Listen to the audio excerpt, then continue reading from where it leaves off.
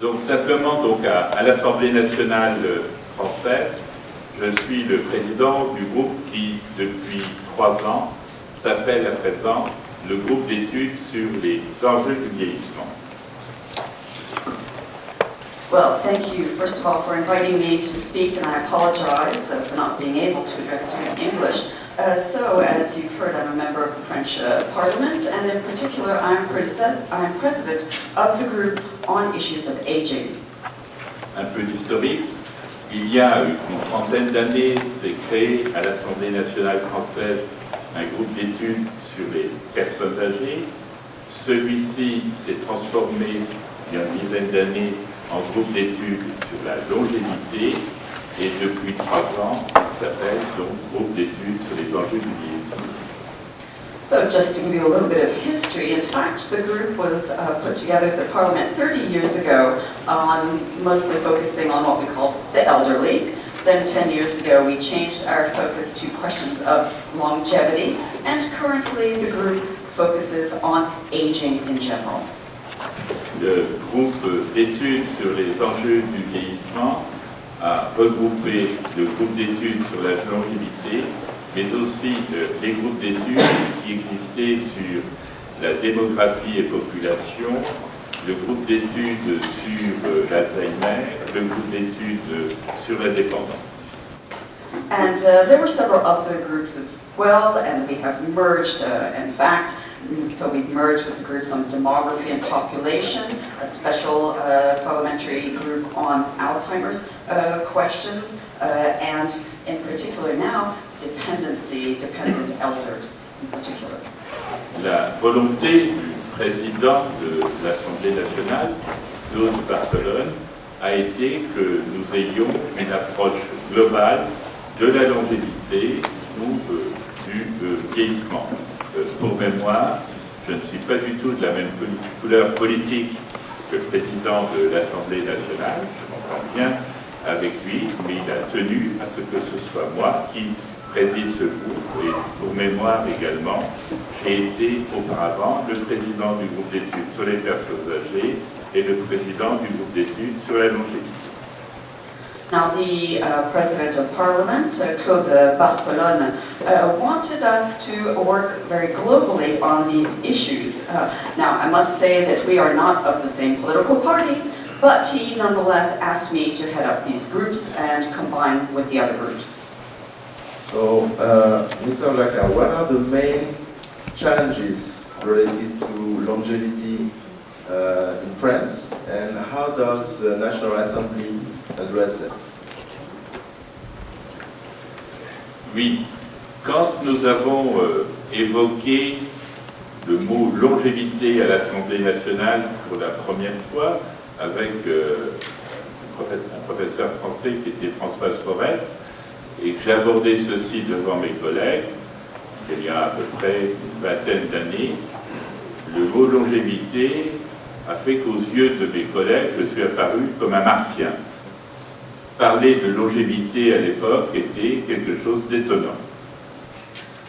Well, in fact, the first time we really started talking about longevity and even using the word longevity, and I believe it was Professor François Forêt at the time was working with me, this was 20 years ago. Well, when we used the word longevity, they looked at us as if we were speaking Chinese. They didn't know what we were talking about, as if we'd just come down from Mars. Médecin de formation et ayant beaucoup, je dirais, de compétences dans le domaine social, il m'était apparu qu'il était évident que l'allongement de la durée de la vie était là et que les conséquences sociales, sanitaires, psychologiques, financières, enfin tout ce que vous allez donc aborder, vous en avez abordé une partie, étaient devant nous et qu'il fallait à tout prix anticiper. Il est vrai que le mot anticiper, vous m'excuserez, j'adore mon pays, mais ce n'est pas une spécialité française. So I'm a doctor myself, in fact, but I've always been very interested in social issues, and so for me it was obvious that these questions of prolonged life now, our life expectancies are higher, were going to have serious social and financial consequences for the country. And I understood that we had to address these issues now and even anticipate them now, unfortunately, and yet I am very French and I love my country, we're not very good at anticipating. Nous sommes donc un groupe de 84 personnes, 84 députés, venant de tous les partis donc, politiques. Et notre but, c'est d'être un laboratoire d'idées.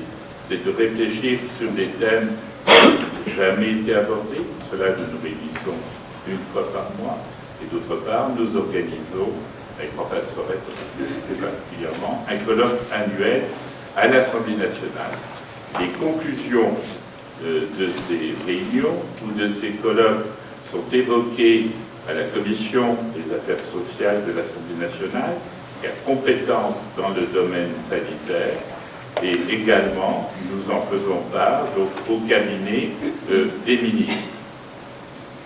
So our specialist group, in fact there's 84 members of parliament who belong to this group, and we come from all different political parties. We gather once a month. It's a bit of a forum for discussing new ideas on these subjects, and we organize an annual conference with a professor for it.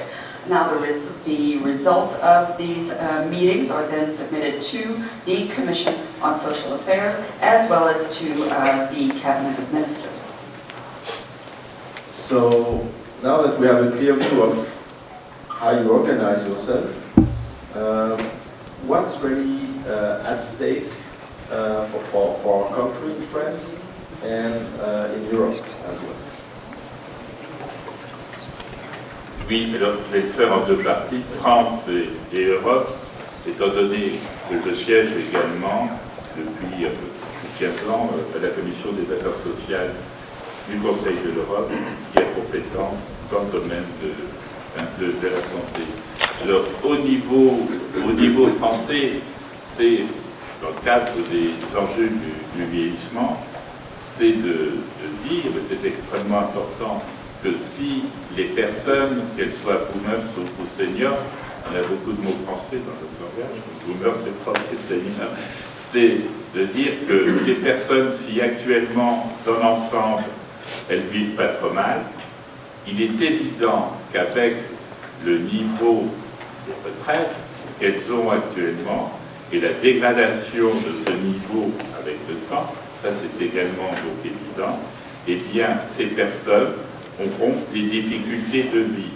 Et elles auront surtout des difficultés de vie, des difficultés donc économiques, elles ou leur famille, parce qu'à un certain moment dans leur parcours va intervenir une perte d'autonomie, une dépendance, et que celle-ci coûte cher. Et nous savons très bien que le niveau des retraites va augmenter tout doucement, d'année en année, et vraiment légèrement, alors que leurs besoins donc, financiers pour assurer leur perte d'autonomie ou leur dépendance, que ce soit à domicile ou en milieu institutionnel, c'est-à-dire en établissement, va coûter de plus en plus cher. Alors en France, nous avons un mot qui s'appelle le reste à charge, en particulier quand il y a du maintien à domicile ou de l'institutionnel, et cette reste à charge devient lourd actuellement, mais deviendra de plus en plus lourd. Donc se pose la question de revenus, de recettes complémentaires, comment l'assumer, parce qu'en France, il y a une particularité, c'est que les personnes, très souvent, ont de l'argent de côté, un patrimoine, etc., mais ne veulent pas y toucher. C'est leur argent, c'est pour leurs enfants, c'est pour leurs enfants, c'est pour leur famille. Donc je siège également sur le... Sorry. Sorry about that, I apologize.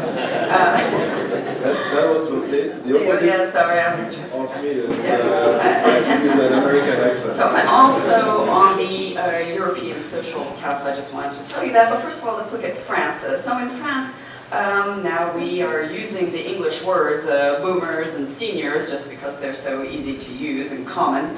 So what about those people? Well, we know that most of them live well now. They have their pensions, but because they're living longer, they are going to be increasingly under pressure. The pensions are not rising. This is going to be difficulties for them. It's going to be difficulties for their families as well, who will have to make up the difference. We're also seeing problems of dependency, not just financial questions. And pensions are rising only very slowly, whereas their needs are rising much more quickly. And so this involves either finding solutions for home care or care in retirement homes, which can be very costly. And in France, we have, there's going to have to be some out-of-pocket expenses that will not be covered by their pensions or by other schemes. And those are expensive, so how is this going to be paid for? And many of these people might have had some savings. They really don't want to have to use these savings in their late years. This is money that they were hoping to pass on to their children. Donc, pour répondre à la deuxième partie de la question, donc, au niveau européen, j'avoue que là, j'ai toujours des surprises, parce qu'en France, on essaie toujours d'améliorer. Quand je siège donc, au Conseil de l'Europe, je trouve que finalement, en France, on n'est pas trop mal, par rapport, je dirais, à une cinquantaine de pays du Conseil de l'Europe. Mais les préoccupations sont les mêmes, elles sont traitées différemment en fonction de l'expression culturelle donc existant dans les autres pays. Et le but, en fait, je disais hier soir lors de la réunion des speakers, que ce que je regardais, c'est ce qu'il y avait de nouveau, d'intéressant, d'innovant, quel que soit le domaine, social, financier, sanitaire, qui c'est d'essayer de l'incorporer dans notre pays. Mais c'est toujours extrêmement difficile de comparer d'un pays à l'autre parce que les cultures sont totalement différentes, les revenus sont totalement différentes, et puis vous avez aussi, on le voit en Europe, entre l'Europe du Nord et l'Europe du Sud, où vous avez au Sud des solidarités familiales.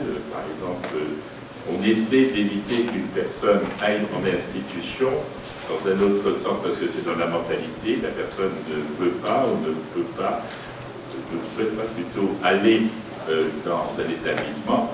À contrario, les coûts financiers engendrés sont importants et c'est trop cher pour les familles. D'autres pays, il y a encore des institutions religieuses qui existent, qui sont de qualité, et c'est totalement différent, je dirais, de l'Europe du Nord. Now, in my work at the European level, well, there's often some surprises. The first would be that in France, well, things aren't so bad, in fact, on these issues when we compare with the situation in other countries. And we can see some true cultural differences in the ways these are handled as well. And so last night I enjoyed speaking with some of you, and it's always interesting to share ideas, see what's going on in other places, be it from the social aspect, or the financial aspect, etc. Now, when we look at the way dependent elders are, how this is being handled in other countries, the longevity issues, we can see some differences, for example, between Northern Europe and Southern Europe. In some countries, there's a lot of family solidarity. We always take care of our elders in the family, and people try to avoid putting them in institutions. This can be very different in other countries, and the costs can be very different. In some countries, there are religious organizations that are very helpful in this as well, whereas they might be non-existent in other countries. Oui, nous avons en France un organisme d'études qui fonctionne très bien, qui s'appelle le COR, le Conseil d'orientation des retraites, COA, dont j'ai la particularité de siéger depuis que ça existe. C'est le Premier ministre de l'époque, Lionel Jospin, qui l'avait donc créé. J'avoue qu'actuellement, certains voudraient lui substituer un autre organisme, mais aussi une autre spécialité française, c'est de détruire des choses qui marchent. Mais je dis, moi qui suis de droite, je dis, pour une fois que la gauche a mis quelque chose de bien en place en France, il faut le garder dans ce cas-là. Mais la particularité, c'est que ce sont des études sérieuses, avec des projections dans le temps, et dans le cadre de la longévité, on ne peut travailler qu'avec des études sérieuses, et surtout qui sont de temps en temps où on a une visibilité à court, moyen et long terme. So there's a French organization, the Council on Retirement Issues, and I'm on that board. This was in fact created by former Prime Minister Denis Jacquat, well, another socialist, but did something very good, and I think it works. It's a very interesting organization, and in particular we commission studies on longevity. This is very important to us, of course, and these are various serious studies because we need to understand the short, the medium, and the long term in order to make the best decisions. Okay, thank you, Mr. Jacquat. Personally, I was very pleased to learn that there was a working group at our National Assembly that was addressing this longevity and long-term care questions. And maybe some of you have questions, so it's time now to open for. You can take 2 or 3 questions to keep on time.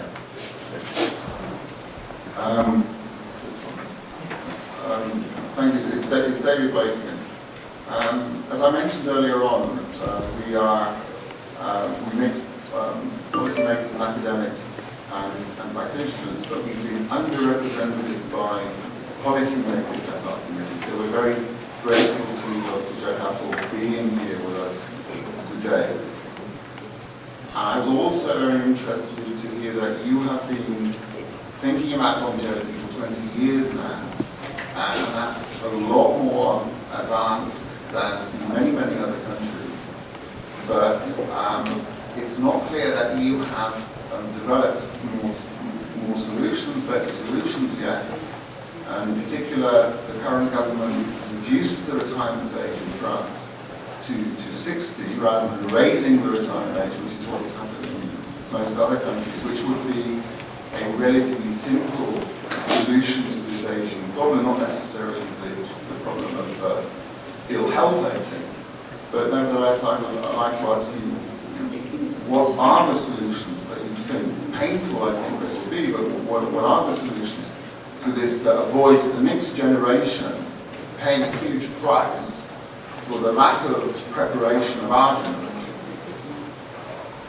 Bien, merci pour cette excellente question qui, j'aime bien quand elle provient d'une personne qui est observateur de niveau international, de qualité, sur la France. Je vais vous donner ma réponse, je vais répondre donc à votre question. Alors tout d'abord, pour vous dire qu'on y réfléchit officiellement depuis 20 ans, le groupe dont je vous parlais, depuis 20 ans, mais qu'en fait tout a commencé presque il y a 30 ans, car il y a un ministre en France de la Sécurité sociale qui s'appelait Adrien Zeller, qui avait confié à une personne qui s'appelait Théo Braun, qui était un des fondateurs du Crédit Mutuel en France, qui lui avait confié une réflexion sur la dépendance. À l'époque, le mot à la mode, on ne disait pas longévité, c'était dépendance. Ça a été vraiment la première réflexion. Donc, les politiques se sont penchés sur ce problème depuis longtemps.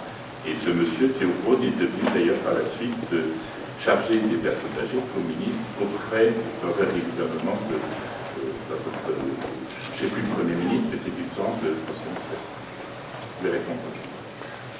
Well, thank you for that excellent question, particularly from someone like yourself who has a very global vision on the question. Now, yes, our group in Parliament has existed for 20 years, but I'd say it's really been 30 years since a Minister of Social Affairs, Adrian Zeller, commissioned a study by Théo Braun on dependency. That was the word that we used mostly at the time. And Théo Braun, in fact, went on to join the government of François Mitterrand. So it's true that the thinking has been going on for quite some time. Concernant donc le cœur de votre question, nous le retrouvons à travers les études du corps dont je vous parlais il y a quelques instants, donc du Conseil d'orientation des retraites. Et il était évident que l'âge de la retraite, dans le cadre du système français, qui est un système de retraite par répartition, que nous étions arrivés entre la création de la sécurité sociale en son temps et maintenant, nous étions arrivés au début, donc en 1945, nous étions à plutôt 7 personnes qui cotisaient pour une personne qui recevait, pour arriver pratiquement maintenant à 1,3 à peu près, donc pour 1. Il était évident que nous allions vers le 1 pour 1. So now the French system, which is a distributive social security system, and this is one of the things that we studied at our Council on Retirement. Well, what we've observed, of course, is that since the creation of Social Security in 1945, well, the Social Security as we know it today, at that time, there were 7 working people paying into the system per 1 retiree. We now have a ratio of about 1.3 working people paying for a single retiree, and we're heading to 1 for 1.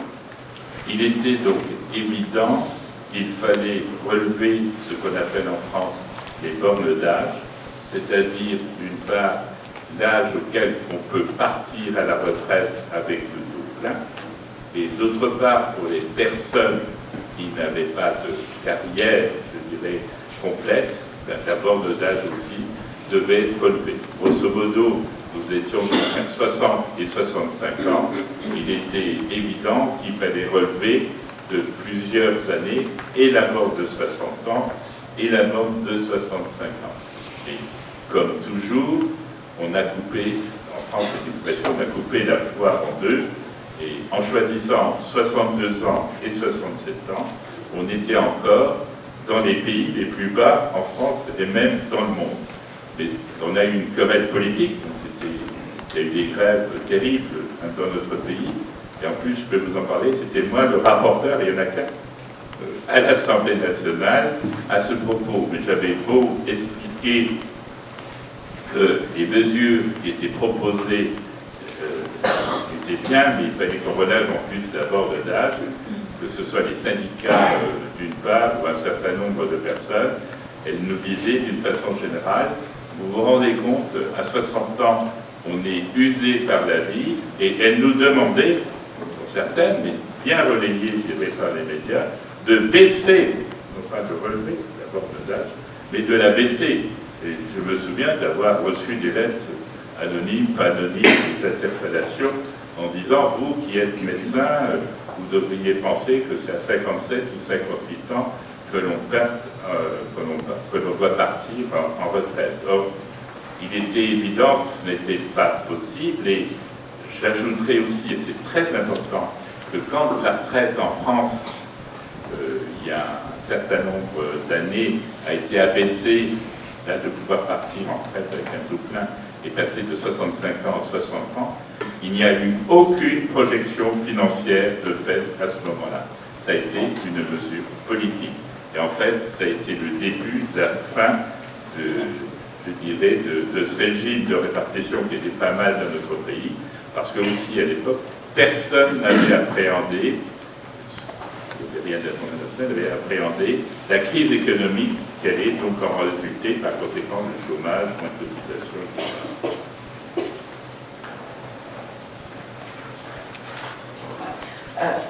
So, well, yes, raising the retirement age is, of course, something to be seriously considered. Now, it's true that when you look at France, it looks like our age boundaries for retirement are quite low. And that they should be raised. Now, there have always been very heated discussions around this. So currently, there's a retirement age of, the lower limit is 60, under certain conditions, or 65. And this was raised to 62 and 67. Now, there were strikes in France. This was very hotly contested, and in fact, that solution was unsatisfactory to everyone because, as you can imagine, the trade unions were screaming that it should be even lower, in fact. And they said, oh, you, Mr. Jacquat, you're a doctor, you should know that people are in no condition to be continuing certain types of work after this age, so how can you possibly propose that we raise this? But yet we all know that to find a solution to the issues, yes, it would have to to be raised now in France, yes, because things are very political. Well, there was that middle solution, which in fact wasn't truly a solution. And I can tell you that when the reforms were made, in fact, no financial projections had been made, in fact. This turned out to be a huge problem, of course, when the financial crisis hit, because then all of a sudden we have so many unemployed people who are not paying into the system, and so there was a lack of anticipation and projections for the consequences of those reforms. Thank you. We have time for one last question to keep it on time. Okay, everyone.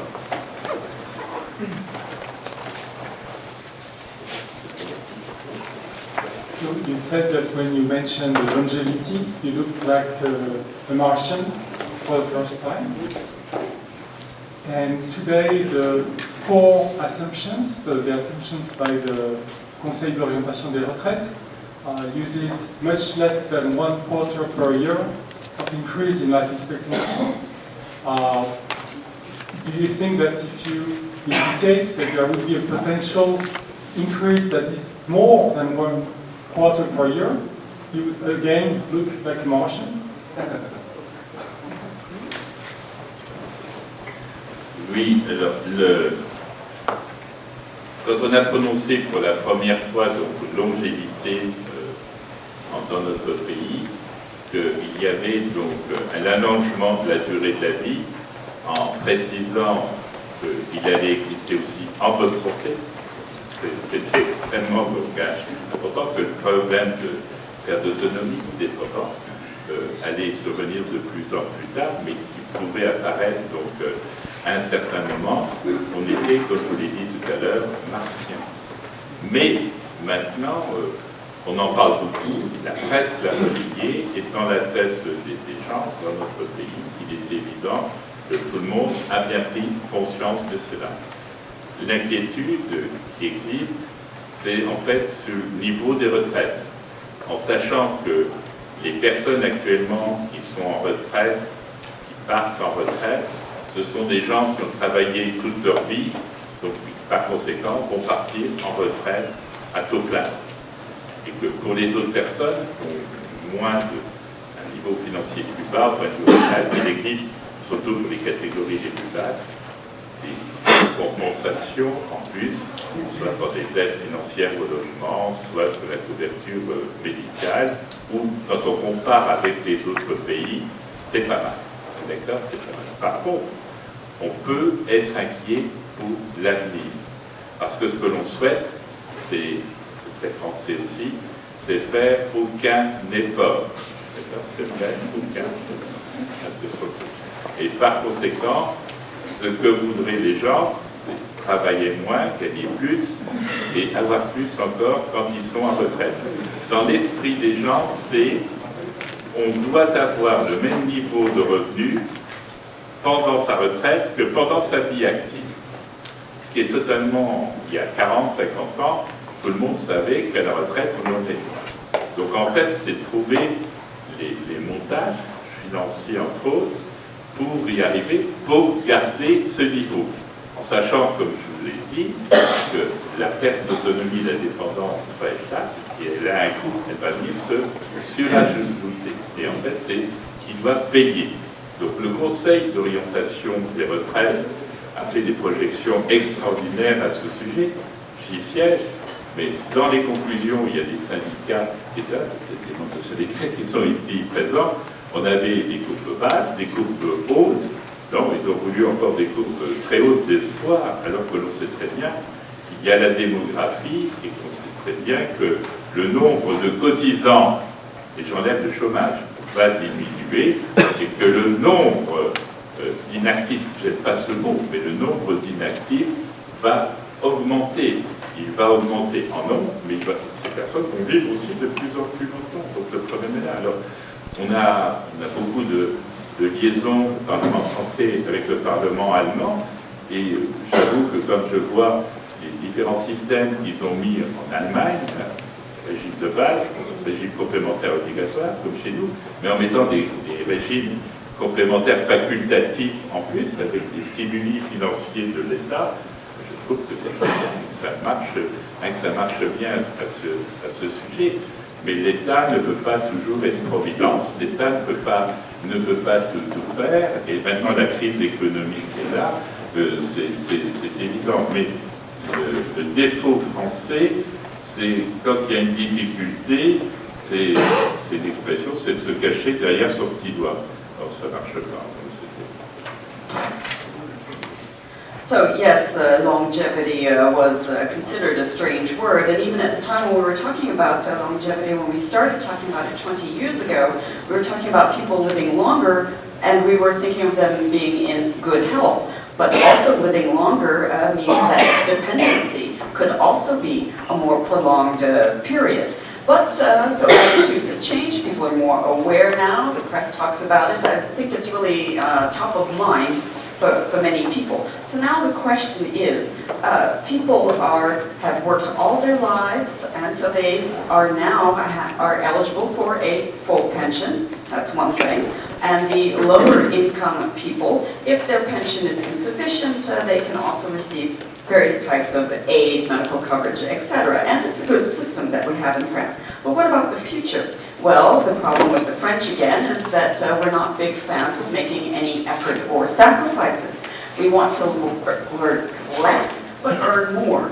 And when we retire, we want to have even more money, or at least the equivalent of what we were earning while we were working. Now, we all know that this is a rather difficult problem, that it's simply not possible, or we would have to find some extraordinary financial solutions for people to be able to preserve that lifestyle that they had while they were working. So who's going to pay for this? Well, you talked about the projections of the COR Council. Now there's a very broad panel of people, including the unions who participate on that panel. And we all have our different curves. Some are more optimistic than others. But the problem is, we know where demography is headed. We've also seen many people who are not working, who are not paying into the system, and they are living longer.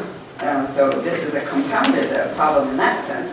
Now, if we look at our German colleagues and what they've been doing, their system is similar to ours in the sense that they have the basic pension, supplemental plans, but they also have some optional retirement plans which are incentivized. And I think that's a very good idea, and I think that's something that we need to work on more, because the state simply cannot do everything. Some of these providence schemes have to come from elsewhere, not just the state. And this comes back to another problem with the French, is that it's a bit of hiding our heads in the sand or trying to skirt the issue, but we can't do that forever. Okay, thank you very much, Mr. Jacquat. So I think you can all join me to thank Mr. Jacquat for